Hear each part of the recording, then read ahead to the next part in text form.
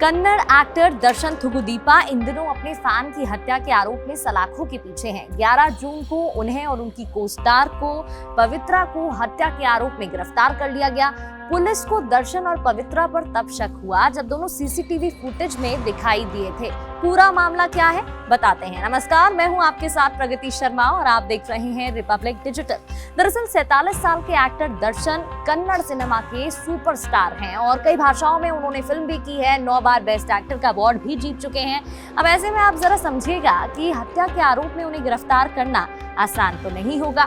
मामले को अंजाम तक deputy commissioner of police S Girish ने पहुंचाया। एक सीनियर आईपीएस ऑफिसर ने भी उनका साथ दिया। अगर एस गिरीश जैसे बेहतरीन ऑफिसर इस केस से नहीं जुड़ते तो शायद सच्चाई कभी सामने भी नहीं आ पाती। इतने बड़े फिल्म स्टार पर मर्डर का चार्ज लगाने के लिए हिम्मत चाहिए। पूरे मामले में विजयनगर के असिस्टेंट कमिश्नर ने भी उनका साथ दिया, जिसके बाद इस पूरे मामले का खुलासा हुआ। आप जरा इवेंट के सीक्वेंस को जरा समझिएगा। एक व्यक्ति की हत्या हुई, फिर 4 लोग जुर्म कबूल करने के लिए पुलिस स्टेशन पहुंच जाते हैं और सरेंडर कर देते हैं। स्टेशन में ऑफिसर्स ने उनकी बात सुनी, उनके बयान सुनी, लेकिन सबके बयान अलग अलग थे, जिसके बाद शक पैदा हुआ। उन्हें दाल में कुछ काला लगा। इसके बाद डीसीपी गिरीश ने अपनी टीम के साथ चारों से कड़ी पूछताछ की। इसमें खुलासा हुआ कि इनका मृतक के साथ जो रेणुका स्वामी थे उनके साथ कोई कनेक्शन ही नहीं था।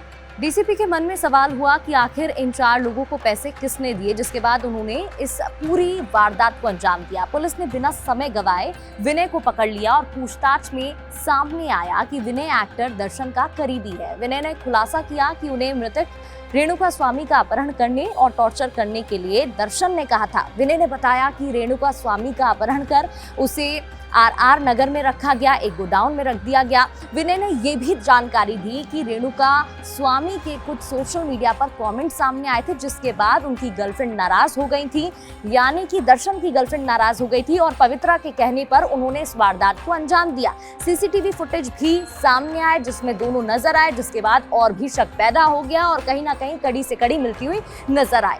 एक रिपोर्ट के मुताबिक दर्शन के खिलाफ इतने पुख्ता सबूत मिलने के बाद बस उन्हें गिरफ्तार करना बाकी रह गया था। सबको लग रहा था कि उनके स्टारडम और नेताओं से नजदीकी के चलते पुलिस ने ऐसा किया है और हो सकता है कि इसलिए भी ऐसा कदम उठाया गया हो क्योंकि वो बहुत पॉपुलर हैं। एसीपी चंदन कुमार और उनकी टीम ने 11 जून को मैसूर के उस होटल पर धावा बोला जहां दर्शन ठहरे हुए थे। वो होटल के जिम में वर्कआउट करते हुए मिले। 11 जून को दर्शन थुगुदीपा और पवित्रा की गिरफ्तारी के बाद 12 जून को बेंगलुरु पुलिस दोनों को थाने लेकर पहुंची, जहां पर फैन रेणुका स्वामी की हत्या क्यों की गई इस पूरी वारदात का खुलासा हो जाता है। वो दोनों कबूल कर लेते हैं कि भाई सोशल मीडिया पर एक कमेंट सामने आया था, जिसके बाद पवित्रा को बिल्कुल अच्छा नहीं लगा। पवित्रा ने थोड़े टाइम तक इग्नोर किया क्योंकि वो बार-बार उनको मैसेज करते थे, कमेंट करते थे। पवित्रा को लगा कि ये जो कमेंट्स करने का सिलसिला है वो रुक जाएगा, लेकिन इतने भड़काऊ कमेंट या जो अभद्र टिप्पणियां सामने आती थी उन्हें बिल्कुल अच्छा नहीं लगा। उन्होंने